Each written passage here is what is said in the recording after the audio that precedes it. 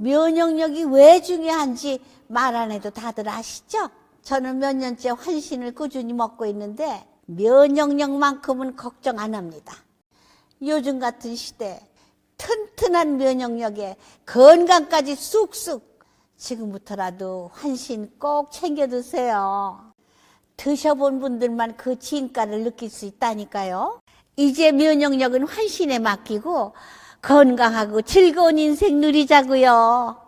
요즘 부쩍 면역력이 걱정이세요? 면역력을 팍팍 튼튼하게 챙기고 싶으세요? 부담 없이 전화해서 지금 바로 상담 받아보세요. 네. 오늘 몇 시에 투표했어요? 오전에 사람 많던가요?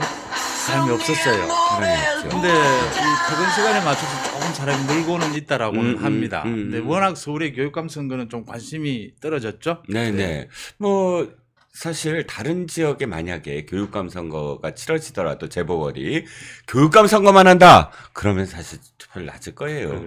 그렇죠. 교육감이라는 게 뭐 당에서 뭐 하는 것도 아니고 근데 눈 가리고 아웅으로 그냥 빨간색 파란색으로 진보냐 보수냐만 하면서 또 교육의 실질적인 어떤 쟁점 뭐 이런 것들이 크지 않고 그러다 보니까 그야말로 돈 선거 네. 몇십억이 든다고 하잖아요. 조직 선거. 그렇죠. 조직선거, 돈선거.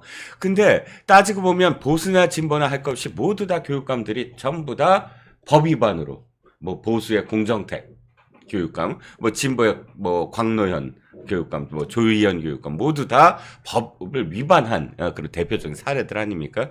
그러니까 지금 교육감 선거의 그 선출직 교육감 선거를 왜 치러야 되느냐 이런 무용론도 참 많습니다. 하지만 그럼에도 불구하고 광노현, 조희연한테 지금 몇십 년 지금 서울시 교육감을 뺏겼으므로 아직도 투표하지 않으신 서울 시민 여러분 1시간 정도의 시간이 남아 있습니다. 지금도 달려가시면 투표하실 수 있고 투표를 하시면 아이들의 미래를 우리가 그래도 지금까지와는 다르게 전교조라든지 어떤 사상과 이념에 물들지 않게는 할 수 있을 것 같습니다. 조희연 말씀을 해주셨고요. 네네. 이 범죄를 저질러서 지금 교육감 선거를 치르는 것 아닙니까? 그렇죠. 다시 치르게 된 것 아닙니까? 네. 이거 기억하셔야 되고요. 네네. 거꾸로 부산 금정에서는 민주당의 김영배입니다. 김영배가 와서 네네. 그 지난 6월에 민주당의 전 금정구청장요, 네네. 국민의힘에 네. 그 업무 중에 뇌출혈을 일으켰어요. 네네. 그렇게 해서 숨졌는데 그래서 지금 보궐선거가 치러지는 거거든요. 네네.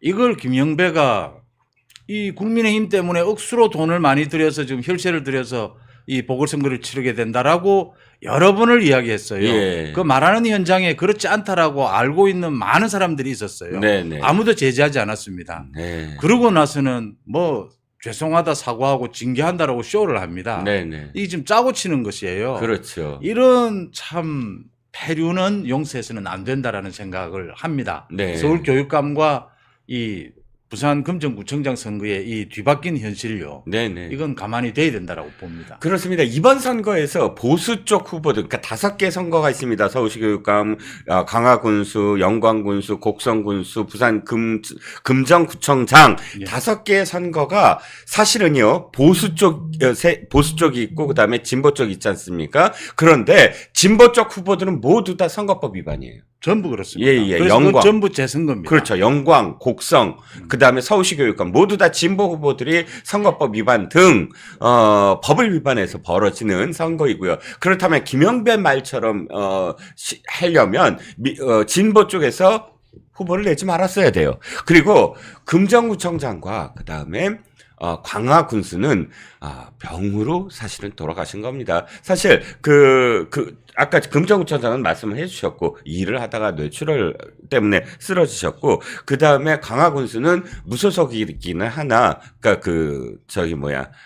국민의힘 소속의 후보였어요. 그러다가 이제 좀 엎치락뒤치락 싸우다가 탈당을 하는 어떤 결과를 낳았는데 어찌됐든 보수 후보 맞습니다. 근데 그분은 지병이 오랫동안 있으셨다고 하더라고요. 예. 그러니까 책임론을 얘기하면 그리고 그 책임에 대한 심판을 얘기하면 진보 후보들이 심판을 받아야 된다라고 생각을 합니다. 맞습니다. 네. 자, 이왕 선거 얘기가 나온 김에 우리 정치부 민한 기자 출신의 우리 송원재 대표님이 이번 선거에 대해서 먼저 판세를 좀 분석해 주시면 어떨까 싶습니다. 부산 금정 얘기를 하셨으니까 부산 금정 얘기부터 한번 해보죠. 어떻게 생각하십니까? 이제 딱 55분 만에 드러날 아니죠. 한 12시쯤에 드러나겠죠. 한 5시간 후면은 정확하게 드러나겠죠. 박빙 승부를 하니까. 예, 예. 금정은 어떻게 생각하세요?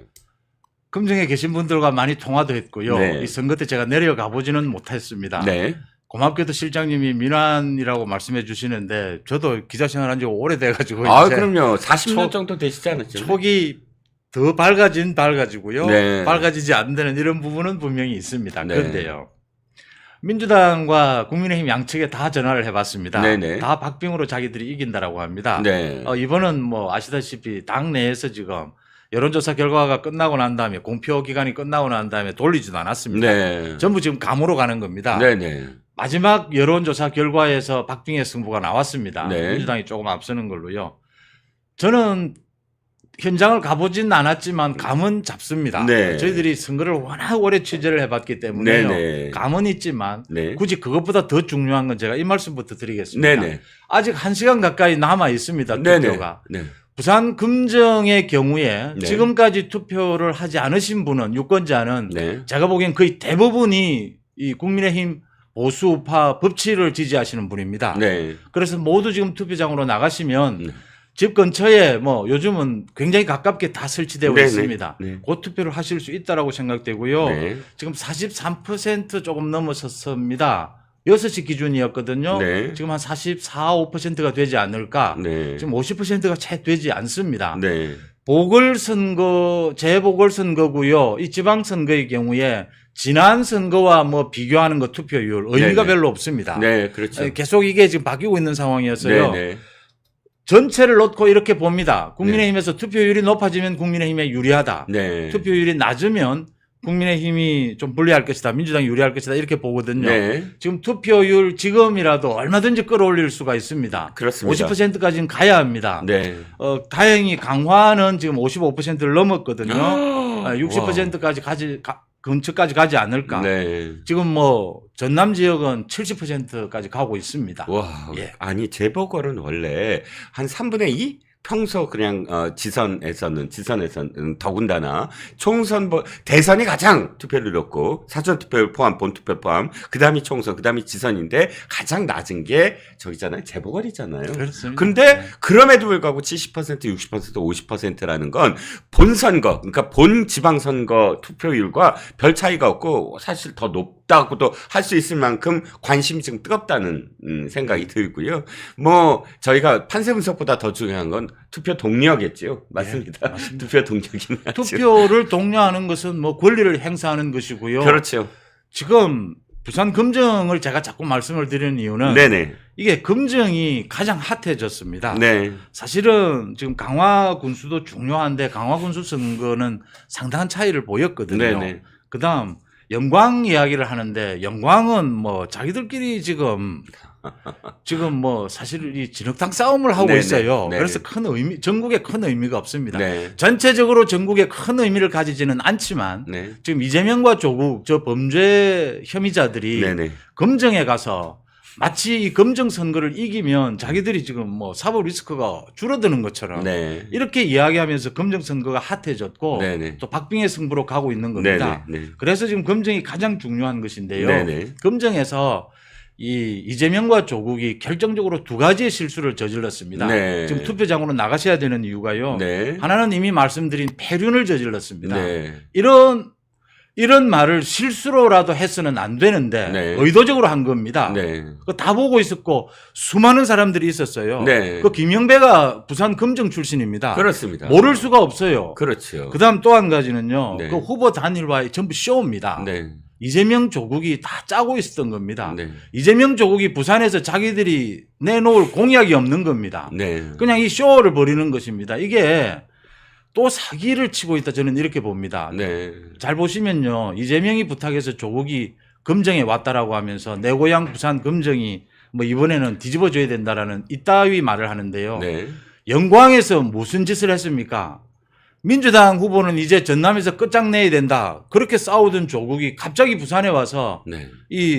이재명이 시켜서 와서 지금 지원 유세한다라고 했어요. 네. 네. 전부 짜고 치는 지금 이 거짓 쇼들입니다. 그렇죠. 제가 아는 부산 시민들, 부산 유권자들은 여기에 속지 않을 것이다. 특히 금정은 이 지난 2018년이었습니다. 네. 그때 한 번을 제외하고는 네. 이 금정은 한 번도 이 보수 우파 네. 국민의힘에서 져본 적이 없습니다. 네네. 부산에서 뭐 해운대 쪽과 금정 쪽은 이 제가 뭐 출신 지역이나 이 분석을 말씀드리지 않아도 이 확실하게 그동안 보수, 공정 이 가치를 지켜온 분들입니다. 네. 이번에 말을 좀 길게 해도 되겠습니까? 아유, 말 많이 하십시오. 제 금정 이야기가 나와서 아유, 말씀하십시오. 원래 금정분이세요? 그렇진 않습니다. 않고, 그렇진 예, 예. 않은데 예, 이 말씀을 제가 드립니다. 네. 이게 이번에 제가 수도 없이 많은 통화를 했습니다. 최근 들어서도. 네네. 제가 부산 시민들, 보수 우파 이 많은 분들의 따가운 말씀을 들었습니다. 네. 윤석열 정부 실망을 했다. 네. 한동훈에게도 뭐 믿을 수가 없다. 네. 이번에는 좀 뭐 경고라는 말씀까지 하셨습니다. 네. 이번에 금정에서 경고를 한번 줘야 된다. 네. 맞습니다. 맞는데 네. 이게 지금 다음 달에 이재명 이 1심 선고가 예정이 되어 있습니다. 그렇죠. 그렇죠. 조국 다음 달에 구속이 됩니다. 네네. 이 이재명과 조국의 이 난동질 여기에서 이 부분만은 그치도록 국민 여론으로 그치도록 해주셔야 되는 것이 이 부산의 제가 이 표현을 쓰겠습니다. 역할이 아니었겠느냐. 네네. 지난 총선 때 낙동강 벨트 다 진다라고 했습니다. 네네. 근데 마지막 하루 이틀 만에 부산이 확 뒤집었습니다. 그렇죠. 무려 5% 6%를 확 뒤집은 거예요. 그렇습니다. 이번 금정에서도 그걸 보여줄 것이다. 저는 네. 믿습니다. 그렇습니다. 윤 대통령과 한동훈 대표 조금 못 믿어온 부분이 있더라도 금정에서 보여주시고 나면 그 부분을 풀어나갈 것이다. 네. 네, 그래도 윤석열 정부를 만들어낸 게 부산이었고 네. 또 한동훈 대표도 부산에서 많은 당원들이 지지해서 이 만들어진 네. 것 아닙니까? 그렇습니다. 그 부분을 제가 강조를 드립니다. 그렇습니다. 문재인이 지난 총선 때 부산에서 어떻게든 낙동강 벨트를 동부를 함락하겠다라고 나섰는데 도리어 부산 시민 여러분들이 문재인 전 대통령의 그런 그 실정을 또 질타해 주시고 그리고 못 믿었다라는 말이 나오긴 하지만 그럼에도 불구하고 윤석열 대통령, 윤석열 정부를 우리가 받쳐줘야 된다라고 뛰쳐나오셔갖고 사실은 이 나라가 현재까지 지금 지탱을 하고 있는 겁니다. 그 프라이드 잊지 마시고 사실 2018년에 금정을 한번 뺏겼어요. 금정 분들이. 그런데 그 당시는 금정 분들이 뭘 잘못 생각했다 이건 아니에요. 보니까 18개 지역구 그 구청장 선거에서 16개를 싹쓸이 했더라고요. 그 문재인이 부산이라고 고향이라고 이야기하고 예. 문재인이 뭔가 뭘 제대로 해볼까? 그 노무현 뭐 향수도 있었고요. 그렇죠, 그렇죠. 그래서 했다가 부산 시민들이 철저히 배신을 당했거든요. 그렇죠, 그렇죠. 부산 시민들이 가장 쪽팔려하는 전국적으로 쪽팔려하는 것이 문재인 조국 아닙니까? 그렇습니다. 맞습니다. 그리고 당시는 보니까 바로 그 지방선거 투표일 바로 전날에 트럼프하고 네. 김정은이 합의시효가 있었어요. 그 김정은과 트럼프가 선대위원장이었다고 민주당 선대위원장이었다고 하더라고요. 또 당시에 어쨌든 그 박근혜 전 대통령의 탄핵 여파가 2016년에 있었으니 바로 한 뭐 얼마 안 되는 그러니까 문재인이 집권한 지 1년 차 정도였고 이런 것들이 복합적으로 작용을 하면서 전국적으로 어쨌든 파란색으로 그냥 도배하지 않았습니까? 그때는 사실 금정구청 분들이 휩쓸릴 수밖에 없었다. 전체적인 금정구만의 문제가 아니었으니까. 그런데 어찌됐든 보수 괴멸이었어요, 그때는. 그런데 지금 그런 상황이 아니다. 그리고 그런 상황이 아니더라도 어쨌든 금정구 계신 분들 지금이라도 나와주시면 정말 부산 분들의 어떤 또 기계라든지 혹은 보수에 대한 애정이라든지 이런 것들을 보여줄 수 있지 않을까? 라는 생각입니다. 영광 얘기를 잠깐만 해보죠. 강화군수 얘기를 해보죠. 예. 강화군수가 확 차이가 나는데 진보 패널들이 저 방송에 나가면 늘 앞에서 강화도 모른다, 강화도 뺏긴다, 강화도 무너진다, 안상수 때문이다, 뭐 이렇게 얘기하더라고요. 어떻게 생각하십니까? 제가 안상수 전 인천시장께 이제 그만 다른 역할이 있으니까 사퇴를 하시라고 했는데 그렇죠. 근데 이 안상수 시장도 뭐 많이 인지도도 있죠. 네. 근데 뚜렷한 게 그 흐름이 네. 강화의 여론의 흐름은 이 뚜렷하게 이 국민의힘으로 우세로 계속 와 있었어요. 네네. 그래서 큰 변수는 없을 것이다라고 그렇죠. 보고요. 예, 예. 지금 한동훈 대표를 비롯해서 지도부가 어젯밤에 네. 밤 12시까지 뭐 금정에 다 모였어요. 네네. 네. 뭐 눈물을 글썽이는 사람도 있고 부산에 있는 국회의원들도 다 모였습니다. 네. 다 모여서 그 한 가지 이야기였어요. 이 좀 한 번만 믿어달라라는 네, 거였어요. 네. 네. 그리고 이재명 조국은 이 구속시켜야 하지 않겠느냐, 네. 사법 처리해야 하지 않겠느냐. 네.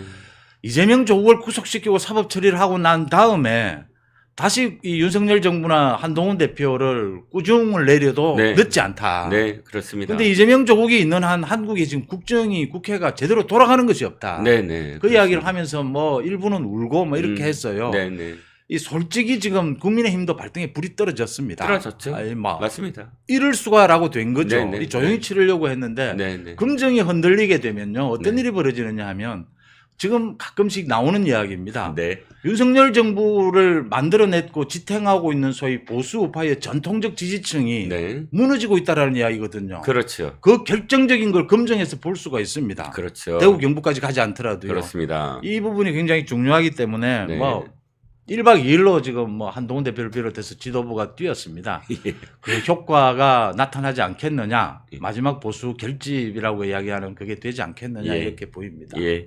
제가 지금 계속 좀 약간 미소를 짓는 게 송 대표님이 오늘 기승전 금정이야. 강화 얘기를 강화 얘기를 했는데 왜냐하면 또다시 금정으로. 금정이 아, 네.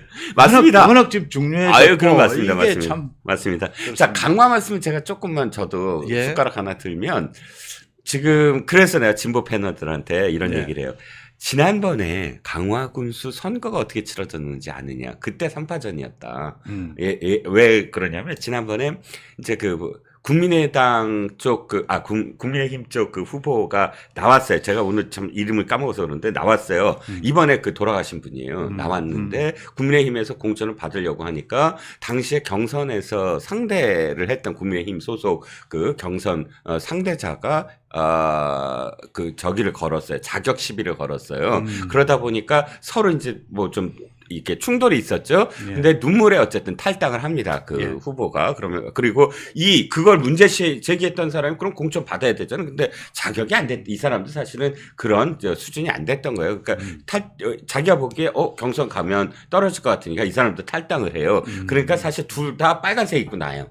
둘 다. 그리고 그 상대는 이번에도 나왔던 황현희 후보인데, 어떻게 됐느냐. 사실 후보가, 그러니까 국민의힘 계열 쪽, 탈당, 원래 공천을 받으려던 후보가 현 군수였거든요.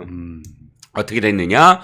그 사람이 47%, 그 다음에, 민주당이 34% 그리고 세 번째 그러니까 국민의힘 쪽이라고 할 수 있는 세 번째 제3의 후보가 17% 압도적으로 어쨌든 준 거예요. 이게 무엇을 의미하느냐? 강화 쪽은 강화 군수가 강화만 있는 게 아니라 그 서해 모든 도서를 다 포함합니다. 전체 면적으로 하면 제일 커요. 엄청나죠.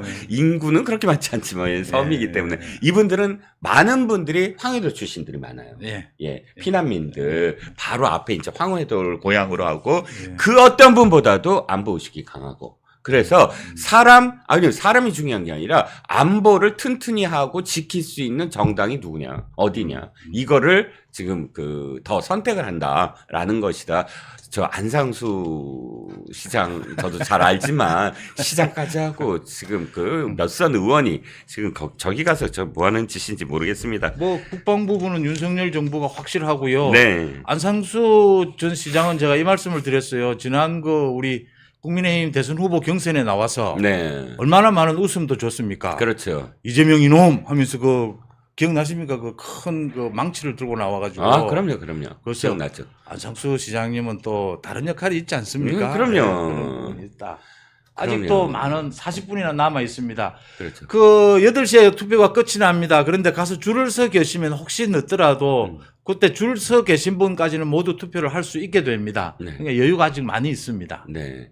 자, 마지막으로 한 가지만. 곡성은 어차피 지금 원사이드 한 것 같아요. 예. 저 민주당이, 그러니까 제외하고. 영광이 3파전인데, 예. 영광 3파전에서 어쨌든 자기네들끼리, 범죄자들끼리 서로 경쟁을 벌인다, 손 치더라도, 한 가지, 그 이재명에게는, 지금 절박한 사연이 하나 있는 것 같아요. 뭐냐면, 호남이라는 게 민주당의 어쨌든 베이스 캠프 아닙니까? 예. 그런데 지난번 총선 때, 정당 투표율에서 예.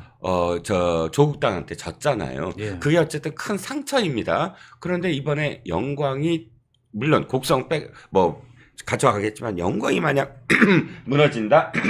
아마 제목이 이렇게 달릴지도 모릅니다. 호남의 선택은 조국이었다. 이재명이 아니라 조국이었다. 연달아서 이렇게 연결이 되므로 그러니까 영광의 어떤 결과가 이재명에게는 영광을 만약 가져가면 그냥 똔똔, 영광을 그러니까 조국당이 가져가면 완전히 또 상처. 근데 진보당이 가져가면 약간의 기스. 이런 정도의 세 가지의 어떤 상황이 아닐까라고 생각이 들죠. 진보당이 약진을 하면서 이 구도가 구도가 엉망이 돼버렸어요. 진짜 놀랐어요. 제 느낌은 그래도 민주당이라는 느낌은 받아요. 네. 제가 전화 통화를 해보니까 네. 그랬는데 사실은 영광에서 지금 지난 민주당의 전당대회 때도 이 호남의 분위기가 굉장히 안 좋았죠. 네네. 이재명에 대해서 가장 이 지지율이 낮았죠. 네네. 이재명으로서는 아마 큰 타격일 겁니다. 그렇죠. 큰 타격이 올 수밖에 없고 네. 이 조국이나 진보당이 된다면 조국이라는 큰 성과를 얻는 건데요. 네. 저는 전체적으로는 이렇게 봅니다. 네. 지금 조국당에 네. 영광 군수 한 명이 당선된다고 조국당이 크게 달라지느냐. 네.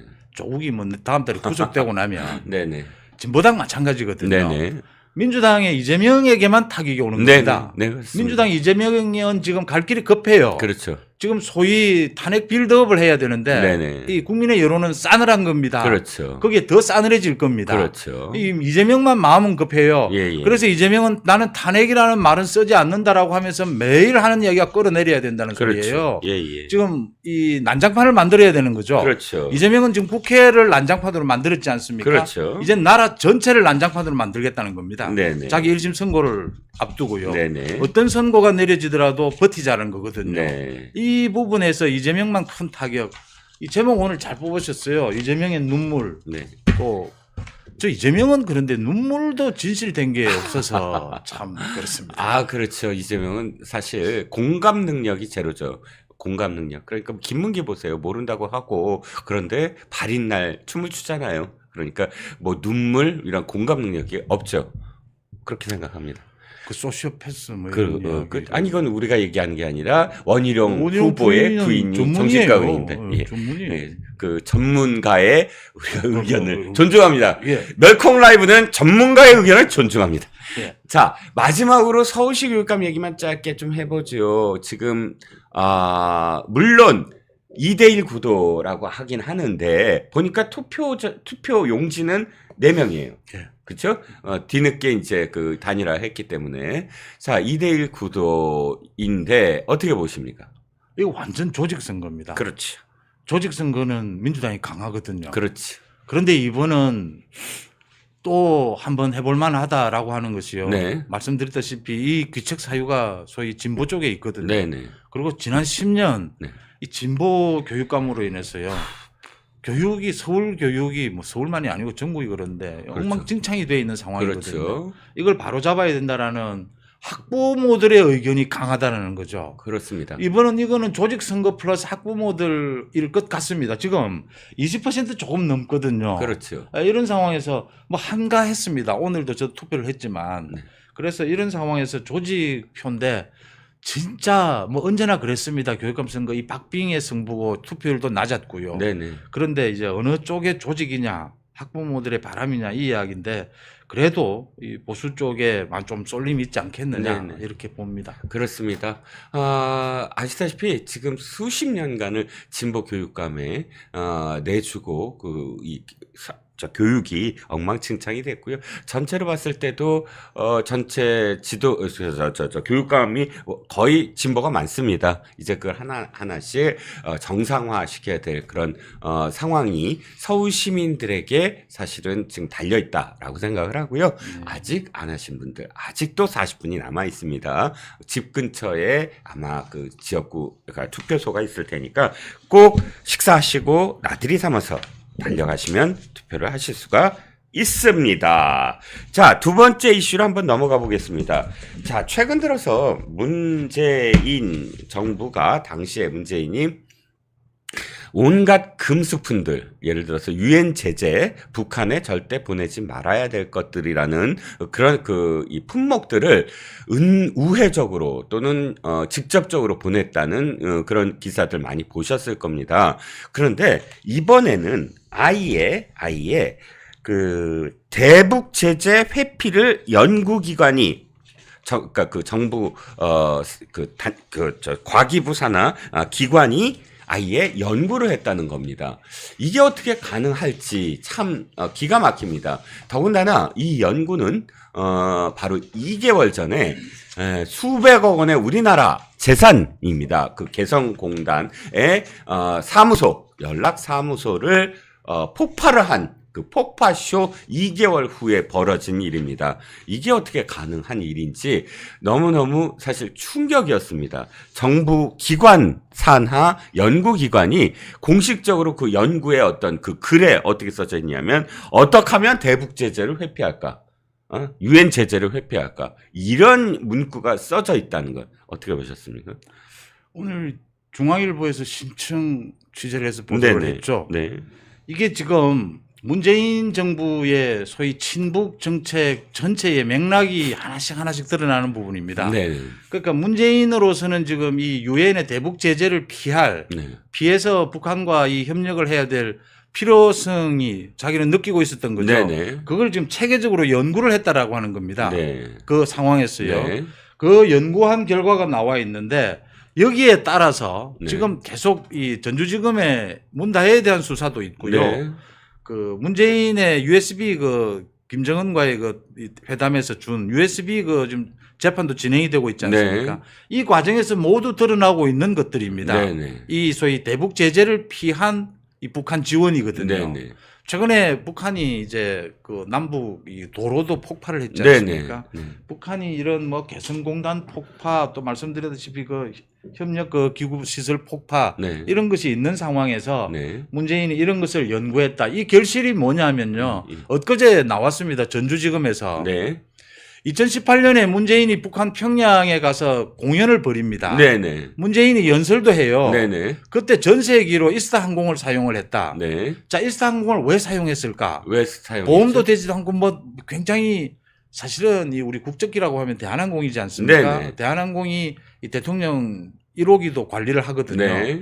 근데 왜 이스타 항공을 썼을까? 네. 이 굉장히 중요하거든요. 네. 대한항공은 못 쓴다라고 하는 이야기죠. 네. 대북 제재 때문에요. 아, 그렇군요. 이스타 항공이 가능하다는 이야기죠. 네. 그러니까 미국에 취항을 하거나 다른 곳에 취항을 하고 있는 대한항공을 쓰게 되면 대한항공이 제재를 받게 되는 겁니다. 네. 그래서 이스타 항공을 쓴 겁니다. 네. 이 지금 이 연구에 따른 것들이죠. 네네. 어떻게 하면 이걸 피할 수 있을까 피할 수 하는 있을까? 것이죠. 좀 이런 그렇군요. 것들입니다. 그다음 이 USB에도 뭐 상당히 경제 협력을 할 수 있는 방안들이 포함이 됐다. 이 재판 결과로 나오고 있지 않습니까? 네네. 이런 내용들이 이제 문재인이 네. 대북 제재를 피해서 할 수 있는 것들, 네. 그것들을 찾아낸 네. 이 연구가 연구로만 끝난 것이 아니었다라는 게 지금 조각조각 맞춰보면요. 네네. 제가 뭐 어느 언론사 이야기를 좀 중앙일보나 시사저널이나 많이 추적 보도를 해요 지금. 예, 문다혜 관련해서든 뭐 예, 이런 거든. 예. 이게 조각조각 맞추면 전체의 털이 나오게 되는 겁니다. 예. 이 재판까지요. 그렇죠. 그 USB 전달하는 그 재판 부분입니다. 네. 그 중에 하나다 이렇게 보시면 되겠습니다. 그렇죠. 자, 대목을 한번 조금 소개를 시켜드리면 이거예요. 네. 이게 정확하게 말씀을 드리면 과학기술정보통신부가 발간한 정책연구보고서입니다. 예. 과기정보통신부 정부 산하의 부처입니다. 여기서 북한과의 기술 협력을 위한 핵심 고려 사항으로 대북 제재 우회와 회피를 얘기한 거, 그러니까 아예 적시한 겁니다. 그래서 유엔 안보리 결의 2321호를 어떻게 하면 회피할까를 정부 공식 기관이 지금 이야기하고 있는 것이고요. 이 안에는 뭐 그 통신망이라든지 이런 어떤 의미에서는 군사적인 그런 활용이 가능한 부분까지도 연구를 하는, 예를 들어 북전역의 LTE 인터넷을 어떻게 깔 건가 이런 내용까지도 포함이 됐다고 합니다. 그런데 송 대표님, 저는 이 대목에서 왜 정말 충격이었냐면, 북한과의 관계, 뭐 다른 어떤 적국과의 관계도 마찬가지겠지만 틱톡이라고 그러죠. 그러니까 저쪽에서 평화를 위해서 어떠한 진전이 있을 때 거기에 똑같은 어떤 그런 그 당근을 주는 것이고, 근데 저쪽에서 폭력적인 어떤 그런 그 상태가 될 때는 우리가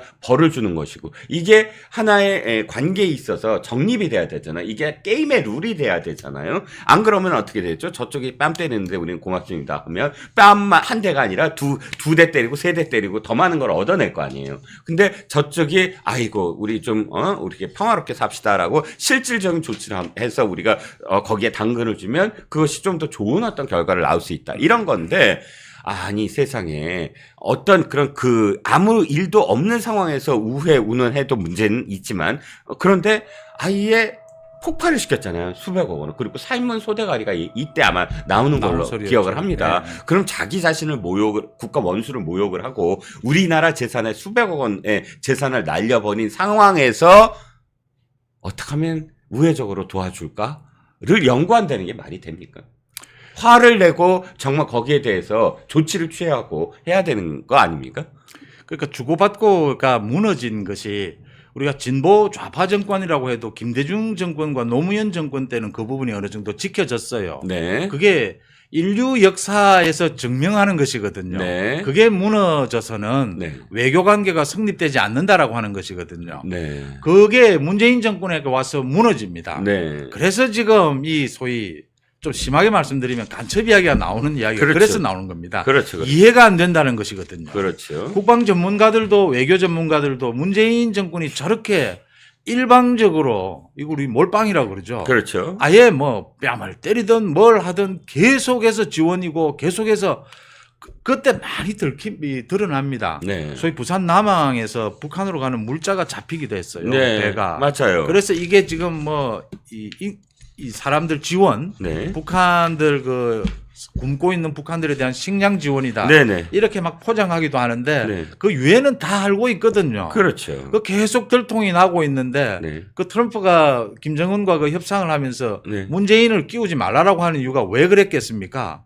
이 아무 도움이 안 된다는 거죠. 그렇죠.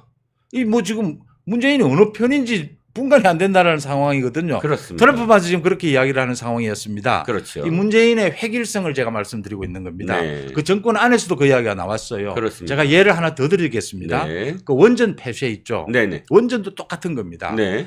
우리가 에너지 정책에 있어서 원전을 좀 강조할 것이냐, 다른 부분에 친환경 에너지를 강조할 것이냐는 정권마다 조금씩 달라질 네네. 수 있어요. 네. 이 분포는. 퍼센티지. 근데 네. 완전히 없애버리자라는 건 이 외교에서 완전히 그냥 뭐 몰빵하지 않고 똑같은 네. 겁니다. 그렇죠. 이것처럼 바보는 없는 겁니다. 그렇죠. 그 이제 문재인은 원전 완전히 다 없애자예요, 순서대로. 그렇죠. 짓고 있는 거 다 짓지 말아예요. 네네. 이러는 나라는 없어요. 그렇죠.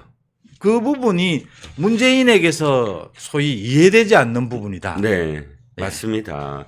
그러니까 지금 말씀하셨듯이 2018년 기사에서도 이런 게 있네요. 문재인 정부가 유엔 대북 제재 금수품 10억 원어치를 북한에 반출했다. 이게 당시 정양석 한국당 의원이 정부의 자료를 청구해서 받은 자료에 의하면 당시 2018년 6월에서 7월까지 철강, 구리, 보일러 등 115톤을 북에 밀반출한 셈이지요. 밀반출. 그러니까 미국이 제재 면제 동의를 하지 않자 정기 공급을 한다는 우회 수단을 선택해서 개성연락사무소에서 그렇게 보내는 거를 강행했다라는 기사도 있습니다. 이렇게 버젓이 이런 그런 그러니까 밀수품을 보내는 것만이 아니고 진짜 보낸 건 이거예요. USB에 뭐가 있냐는 거예요. 진짜 이해가 안 가는 거지요. 지난 5월 17일 날 USB를 공개해달라라는 청구를 재판이 기각을 했어요. 그런데 기각에서 멈추지 않는 거지요. 기각을 했는데 기각한 이유를 봤더니 바로 국가 기밀이라는 겁니다. 그러니까 이 대목이 더 기가 막힙니다. 아니, 김정은에는 국가 기밀을 보내면서 국민들은 국가 기밀이라고 몰라야 되느냐? 어떻게 생각하십니까? 인정하는 것이죠. 네. 그 USB에 기밀이 담겨 있다라는 걸요. 그렇죠. 지금 뭐 재판 과정에서도 나오고 있는 이야기가 상급 기밀이다라는 건데요. 네. 이게 상급 기밀이었다면 바로 간첩죄거든요. 그렇죠. 이 우리 기밀을 넘겨주는 것이. 그렇죠. 또 그 다음에 이 외교 관계에 있어서 정상회담, 남북 간의 특수 상황은 있지만 정상회담에서요. 네. 이런 자료들을 넘겨주고 하는 일은 없습니다. 아, 그럼요. 맞습니다. 이건 요청하지도 않고 주지도 않습니다. 네. 그러니까 실무자들끼리 필요한 걸 법적인 테두리 안에서의 교류는 있어도요. 네.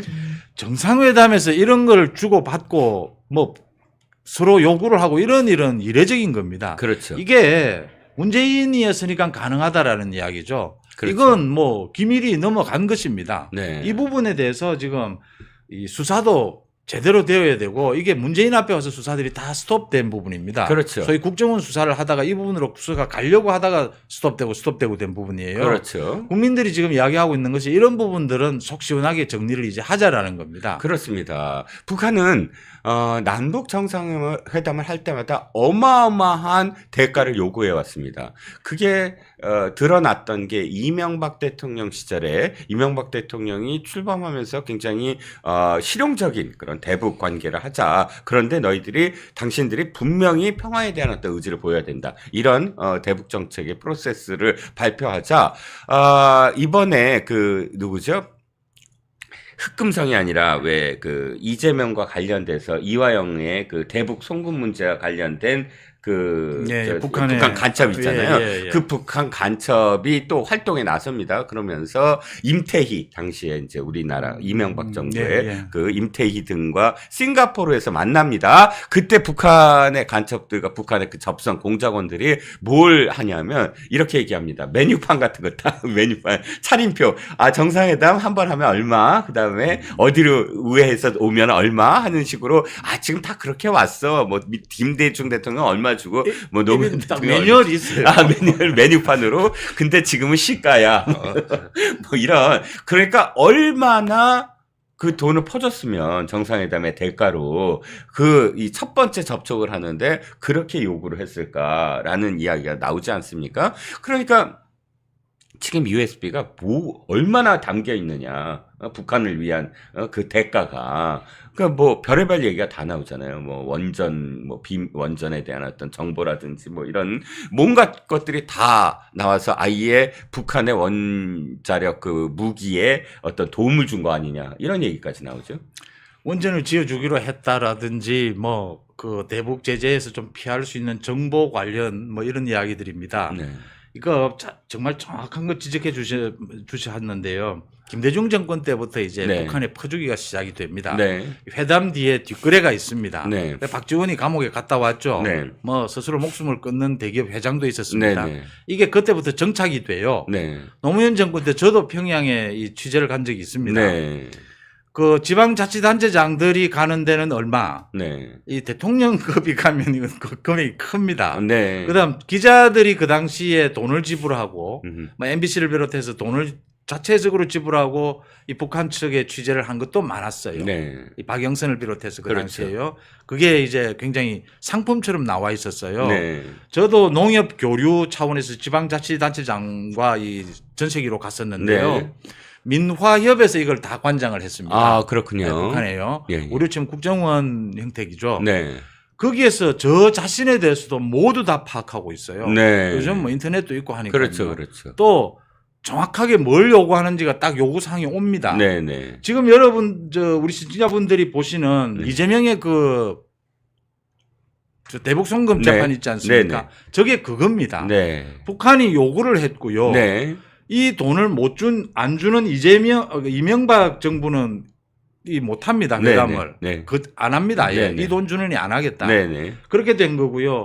이재명은 그 당시에 지방자치단체장들요 모두 다 북한에 가서 폼 잡고 네. 하고 싶었습니다. 네. 근데 못했던 이유가 네. 이 뒷돈을 못 주기 때문입니다. 네. 이 법에 걸리거든요. 그렇죠. 그런데 이재명은 이걸 쌍방울이라는 걸 통해서 준 겁니다. 그렇죠.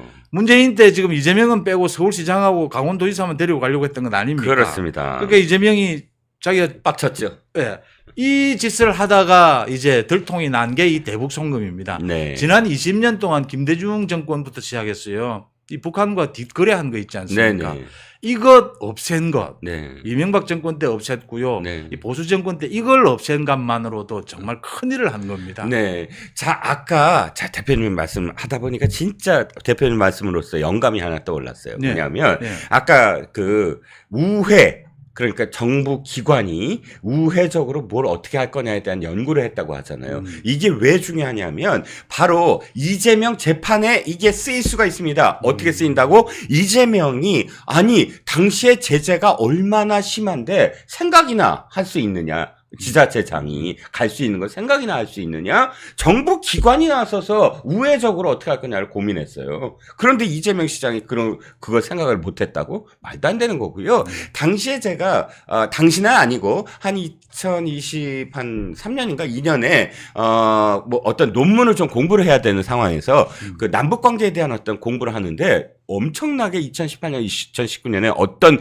논문이 나온지 아십니까? 남북 관계에 있어서 주로 좌파학자들이 썼는데 유엔 제재 상황에서 북한에 어떤 그런 그 물품을 보내거나 물자를 보내는 방법은 지자체가 최우선이다. 정부는 못한다. 이런 것들 지자체를 부추기는 그리고 방법을 얘기하고 이런 것들에 대한 학술 논문 등이 굉장히 많이 나왔어요. 그 변칙이 이 스마트팜을 그렇지 않습니까? 네네. 저도 농협 때문에 갔거든요. 네네. 북한에 그걸 피하거나 북한이 요구하는 게 농협 이런 쪽이 많아요. 네네. 스마트팜. 네. 지금 이 연구소에 보면 이제 정보나 이런 부분까지 손을 대겠다라는 것이었는데 네네. 원전 이야기도 나왔고요. 네네. 북한의 요구사항에 지방자치단체에 바라는 게 이 스마트팜 이런 게 많았거든요. 많았죠. 저는 이걸 딱 보면서 이 사건이 터졌을 때요. 네. 전국 지자체 단체장들이 다 이재명은 이런 짓을 자기들도 다 하고 싶었던 거였어요. 그렇지. 그런데 그거 하면 걸리지 않아? 어. 국정원에 당장 국정원이거든요. 네네. 걸리지 않아? 네. 이런 짓까지를 하려고 했구나. 실제 네. 시도를 한 거잖아요. 네네.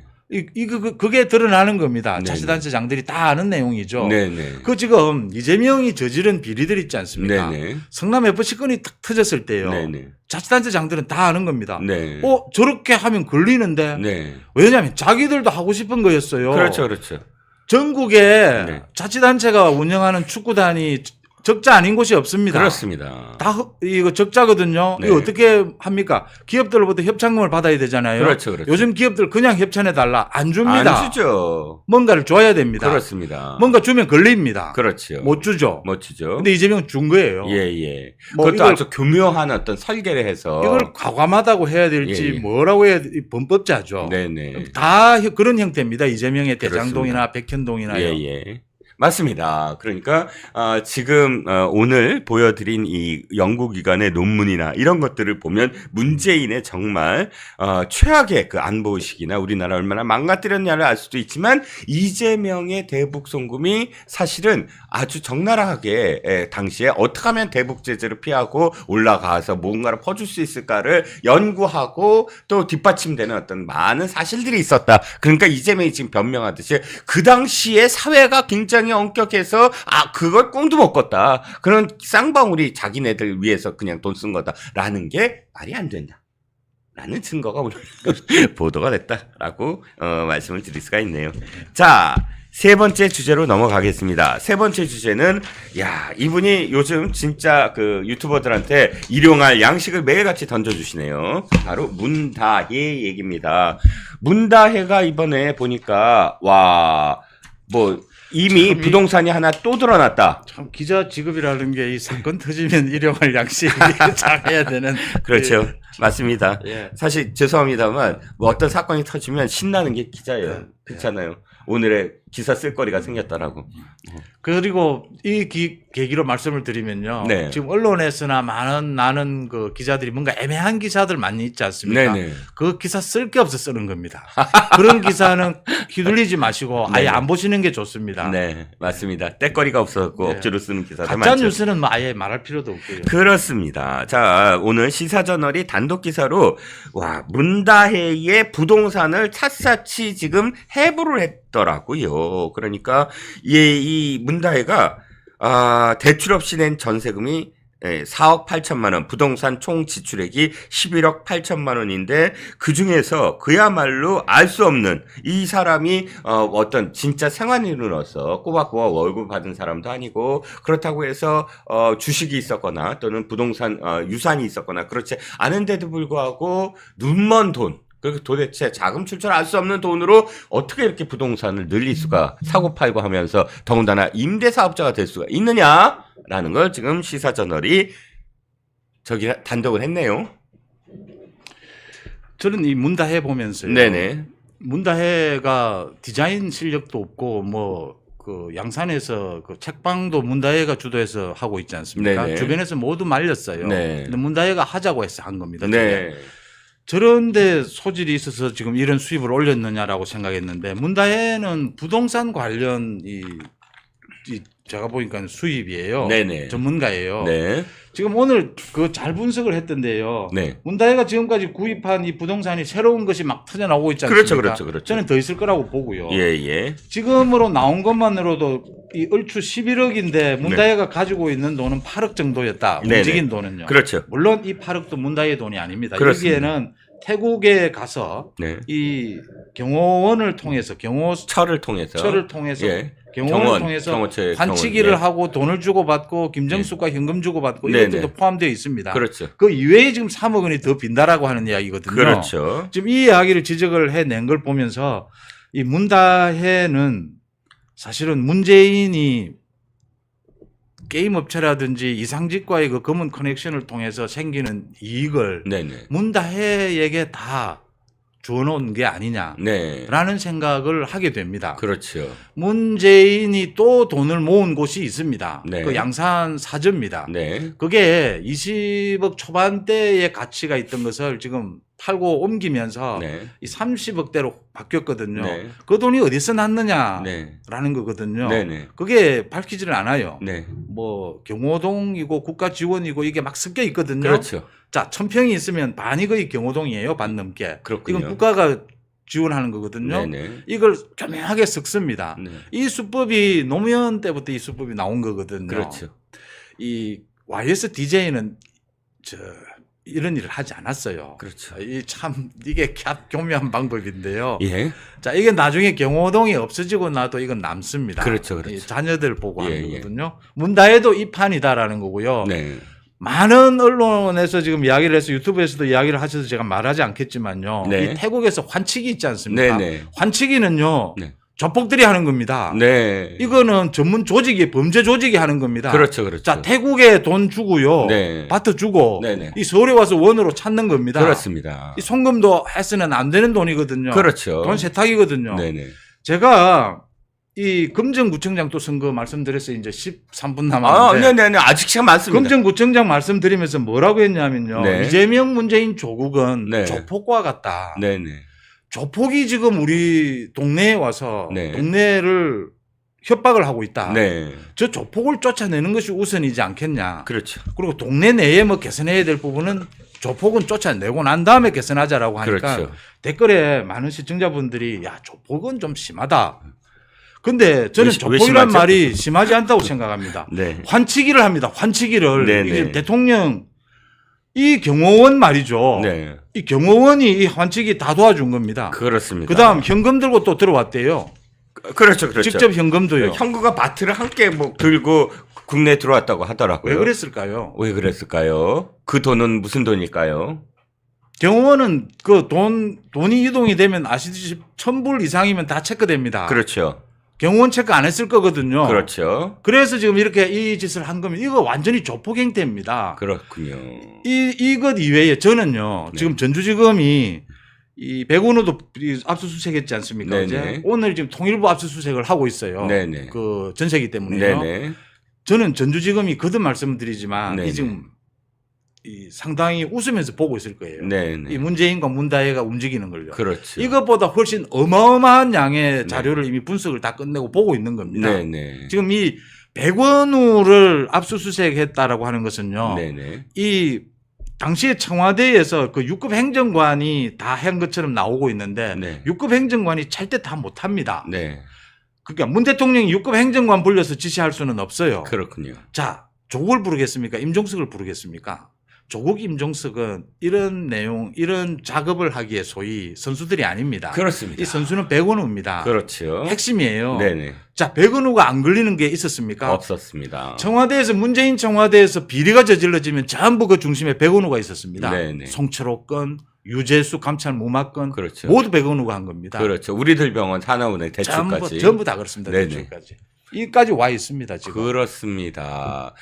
그렇지요. 지금 또 말씀 듣다 보니까 정말 여러 가지 생각이 들어요. 환치기도 환치기지만 왜 굳이 타이스타젯을 만들었을까라는 것도 사실 여러 가지 방법을 통했을 거예요. 저는 첫 번째는 뭐냐면 이 문다혜가 태국 간 이유 중에 하나는 거기가 검은 돈의 어떤 플랫폼 일 수밖에 없다. 왜냐하면 양이네스 뭐 유송화 다 그쪽으로 돈을 보내줬잖아요. 그러니까 국내에서 이 국외로 가서 세탁을 하는 다시 돌아올 때 세탁을 하는 그런 돈들이 있었을 것이다. 그런데 항공사 파우치는 또 검사를 안 해요. 항공사. 그건 대한항공대 드러났죠. 예. 항공사 파우치는 또 거기에 뭐가 들어갔는지 일정 정도는 사실 검색이나 이런 거 안 한 게 있습니다. 그러면 타이스타젯이 3년간 4번의 비행기가 떴다고 합니다. 그 비행기를 통해서 뭘 어떻게 보냈을까라는 궁금증도 갑자기 생겨났습니다. 그러니까 상당히 이 문다혜와 관련된 건 여러 가지 어떤 의혹들이 지금 중첩이 되고 계속 있다는 겁니다. 그러니까 지금 윤건영만이 문재인과 통화를 하면서 지금 대처해 본다고 저렇게 하는데 전부 엇박자가 나고 있지 않습니까? 네네. 그 윤건영을 비롯해서 문재인 측근들이 반대를 하고 거기에서도 의심을 가졌던 것이 네. 꼭 태국을 가야 됐느냐. 네. 그다음 청와대와 이 양산 사저에 꼭 살아야 되느냐. 네네. 그 보기가 안 좋거든요. 그렇죠. 논란이 될 게 뻔하거든요. 네네. 그다음 그 양산의 그 책방을 꼭 열어야 되느냐. 네. 이런 것들이었거든요. 네네. 이게 핵심입니다. 네. 그러니까 문재인 측근들도 이건 문제가 있다. 네. 이렇게 하면 안 된다라고 이야기했는데 고집을 하거든요. 네. 제가 어제도 이 자리에서 말씀을 드렸는데 네. 이 대통령이 대통령 가족 관련해가 뭔가 고집을 부릴 때는 네네. 처음에 반대를 하다가도 모두 모른 척하고 돌았습니다. 네. 다 비서실장이든 수석이든요. 그렇죠. 왜냐하면 그 깊이 알아봐야 네네. 쥐만 다칩니다. 네. 또 짜증만 나고 있고요. 그렇죠. 그런 걸 권력 관계에서는 흔히 보는 일입니다. 네. 다 돌아선 거죠. 네. 근데 그게 드러나는 겁니다. 저는요, 네. 태국을 간 거 이거 네. 자금 흐름 때문에 갔을 것이다. 음흠. 또 문다혜의 지금 음주운전 이후에 계속 네. 나오고 있는 이야기입니다. 네네. 그렇죠. 이 약물 이야기 말이죠. 네. 이거 문재인 정권 때도 이야기 나왔던 겁니다. 네네. 사실 이 부분도 그걸 무마한 게 조국 그 민정수석실이었다라는 이야기도 많이 나와 있거든요. 그렇죠. 이래서 네. 대통령이 싫어하는 표정이 분명한데도 그 측근들이 문다혜 이 부분은 정리를 하자라고 반대를 자꾸 한 이유는요. 네네. 이런 것들이 있기 때문입니다. 실제로 존재하기 때문에. 실제로 태국을 이게 부부관계도 좋지 않은 상황에서 태국을 가야 되는 것까지가 네. 이게 주변도 반대를 했던 부분입니다. 네, 그렇습니다. 그런 이 반대를 무릅쓰고 의문스러운 표정으로 착한 사람, 인양 하면서 호호 지금까지 하면서. 호호 하면서, 무리하게 여기까지 온 것이 어쨌든 부메랑처럼 지금 다가가는 것이고요. 저는 또 이런 생각을 해봐요. 문다혜 숙박용 건물이 또 있다라고 이야기하는 기사가 나오는 걸 또 보니까 문다혜는 정말 전문적인 어떤 부동산 뭐 임대업을 했던 사람 같이 보여요. 그러니까 뭐 이 숙박업 업용 건물이 오피스텔인데 오피스텔은 원래 에어비앤비 하면 안 된다며요. 그런데도 불법적으로 했다는 거예요. 이 사람은 준법 정신이 제로야. 마이너스 한 300이야. 보니까 모든 걸 다 불법이야. 그런데 이 얘기를 왜 하냐면 갑자기 뭐가 떠올랐어요. 문재인이 대통령 시절에 부동산 정책을 하면서 한 가지 처음에 이게 왔다 갔다 하지만 처음에 이 얘기를 해요. 부동산 임대업자들은 신고만 하면 뭐 이 다가구주택 이런 어떤 그 세금 폭탄에서 면제해주겠다. 딱 보니까 이 부동산 임대업이야 완전히 이 제 문다해는. 이 사는 시점 2021년이죠. 네. 2021년 이 에어비앤비라고 하는 그 형태가요. 네. 부동산 임대 형태가 네. 인기를 확 끌 때입니다. 네네. 이거 지금 에어비앤비식의 그 임대를 겨냥하고 산 거거든요. 그렇겠죠. 이거 연구하고 누가 이거 하라고 한 거죠. 그렇죠. 지금 그 강찬호 논설위원이 중앙일보에서 취재를 한 그 부분도 상당히 저는 맞다라고 봅니다. 그 제주도 별장 말이죠. 네네. 그것도 불법일 겁니다. 불법이겠죠. 그게 불법이 아니라면 그 농어촌 그 관리 거기에 신고를 해야 되는 거거든요. 그렇죠, 그렇죠. 그게 안 돼 있다면 그건 불법일 것이다. 네네. 이게 그러니까 이걸 신고하지 않고 이렇게 가도 큰 문제가 생기지 않는다. 네. 아마 이렇게 신고하지 않고 하는 게 들어 있을 겁니다. 네. 지금 이 부분을 파고든 거죠. 노렸던 거죠. 그렇죠. 지금 그렇죠. 이런 형태, 이 네. 재산 형태를 보이고 있습니다. 그렇습니다. 사실 돌아보면 아까 의문스러운 게 이거예요.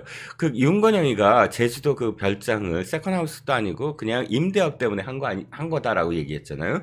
그런데 이태원에서 그렇게 그 주인의 그 이 술 먹고 돌아오는 걸 그렇게 애타게 기다렸던 캐스퍼는 어떻게 제주 경찰청에서 2번씩이나 과태료를 물었을까? 왜 이 캐스퍼가 서울에서 제주도에서 이렇게 왔다 갔다 할 수 있는 귀한 신분이었나 봅니다. 문제는 제가 문제 제기하는 건 이거죠. 아니 제주도에 캐스퍼가 있었고 그 다음에 캐스퍼가 거기서 2번이나 위반을 했으므로 지금 제주경찰청으로부터 받은 거 아니냐. 그러면 임대업을 하는 사람이 뭐 때문에 캐스퍼를 그렇게 왔다 갔다 했을까. 그러니까 용도가 궁금하다 이런 생각입니다. 자기 집이 아니고 사는 집이 아니고 제주도에 있으면 별장이라고 부를 수 있죠. 그렇죠. 그럼 윤문정이 노리는 건 이 사치 별장이 아니다. 사치라고 말한 사람 없습니다. 야, 그럼요. 그 그럼요. 10억짜리를 3억 8천에 왜 사게 됐느냐를 물었을 뿐이죠. 그렇죠. 그 10억짜리의 집이 하나 있으면 그 별장 맞잖아요. 맞습니다. 생활하는데 아니면요. 맞잖아요. 그냥 그렇게 부른 겁니다. 농촌에 조그만한 집이 있어도 별장이라고 할 수 있습니다. 그렇습니다. 그리고 사치라고 말한 적 없고요. 괜히 말한 그런 적 식으로 없고요. 예. 그 말 비틀어서 호도하고. 흔히 저렇게 그게 호도죠. 정말 예, 예. 말 그대로 예. 그렇게 버텨 나가는 게 참 어떻게 보면 애처로운데 이제 마지막이 오지 않았나라고 보입니다. 마지막이면 안 됩니다. 더 털려야 됩니다. 더 많은 것들이 밝혀져야 됩니다. 예. 자, 우리 지금 문다혜를 응원합니다. 끝까지 버티고 끝까지 막 가자는 거지요. 해서 이 대목에서 이 SNS. 말씀도 드릴게요. 뭐요? 용산 경찰서와 경찰청장이 국정감사장에 나와서 이 네네. 비공개 소환을 하겠다라고 했는데요. 네네. 이거 공개 소환해야 합니다. 그렇죠. 왜냐하면요. 네. 이 비공개가 원칙 맞습니다. 그런데 문다혜의 경우에는 굉장히 파렴치한 행태를 보이고 있지 않습니까? 그렇습니다. 이 음주운전 마찬가지고 사고도 냈어요. 네. 이럴 경우에는 이 신변의 위협을 느낀다라고 하는데 무슨 신변의 위협을 느낍니까? 네. 아니 용산경찰서에서 그 정도 공개 소환하면서 신변을 보호할 그 정도도 안 됩니까? 이건 공개 소환을 하는 것이 당당합니다. 이렇게 국민적인 관심이 있는 상황에서 대해서는 그렇습니다. 말씀이죠. 그 부분은 제가 짚어둡니다. 그렇습니다. 이게 무슨 지금 현재 무슨 이 중요한 뭐 그런 게 아니지 않습니까? 그렇죠. 전직 대통령의 딸까지 그런 식으로 경찰에서 소환도 지금 정하지 못하고 있어요. 그렇죠. 이건 그야말로 특혜입니다. 저는 지금 경찰이 이렇게 특혜를 계속 보이면 나중에 그 결과마저도 사실은 굉장히 질타를 받을 수가 있어요. 거봐라 소환 안 하고 비공개로 하고 이렇게 며칠 동안 이렇게 시간도 주고 하니까 결과가 이렇게 그냥 봐주는 거 아니냐? 뭐 도로교통법 정도로 그냥 끝나는 거 아니냐? 이런 식의 비판을 받게 됩니다. 겁니다. 그래서 결과도 중요하지만 과정도 중요하다. 모든 사람이 법 앞에 평등하다는 걸 용산 경찰이 지금 보여줘야 된다라는 생각입니다. 자, 2분 남았습니다. 이제 뭐 달려가시면 8시까지만 들어가시면 투표할 수 있죠. 그럼요. 예. 그리고 또 8시까지 아니어도 그 전에 와서 줄을 서고 계시면 예. 충분히 들어갈 수 있습니다. 혹시 바로 집 앞에 투표소가 있다거나 혹은 지금 퇴근 중이신데 아차 내가 못했자고 생각하시는 분 주변의 투표소로 바로 들어가실 수가 있습니다. 그러면 세상이 정상화됩니다. 바로 잡힐 수가 있습니다. 자, 여러분들께 일단 하나만 더 전하는 말씀 듣고 돌아오겠습니다. 면역력이 왜 중요한지 말 안 해도 다들 아시죠? 저는 몇 년째 환신을 꾸준히 먹고 있는데 면역력만큼은 걱정 안 합니다. 요즘 같은 시대 튼튼한 면역력에 건강까지 쑥쑥 지금부터라도 환신 꼭 챙겨 드세요. 드셔본 분들만 그 진가를 느낄 수 있다니까요. 네, 삼이자 선생님이 지금 말씀해 주신 환신골드 효능 잘 들으셨지요? 2+1 이벤트가 계속되고 있으니까 2+1 이벤트에 꼭 참여하셔서 면역력 회복이나 기억력 회복을 한번 꾀해보시면 어떨까 싶습니다. 면역력이 왜 중요한지 말 안 해도 다들 아시죠? 저는 몇 년째 환신을 꾸준히 먹고 있는데 면역력만큼은 걱정 안 합니다. 요즘 같은 시대 튼튼한 면역력에 건강까지 쑥쑥 지금부터라도 환신 꼭 챙겨 드세요. 드셔본 분들만 그 진가를 느낄 수 있다니까요. 이제 면역력은 환신에 맡기고 건강하고 즐거운 인생 누리자고요. 요즘 부쩍 면역력이 걱정이세요? 면역력을 팍팍 튼튼하게 챙기고 싶으세요? 부담 없이 전화해서 지금 바로 상담 받아보세요.